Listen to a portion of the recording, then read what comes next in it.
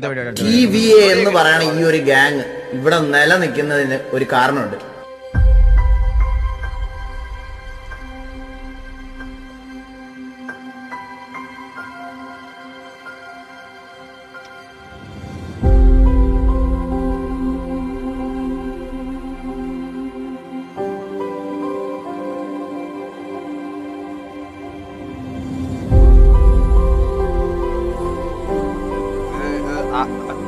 ആറയോ paid പോലെ തോന്നി എനിക്ക്. ആറയാണോ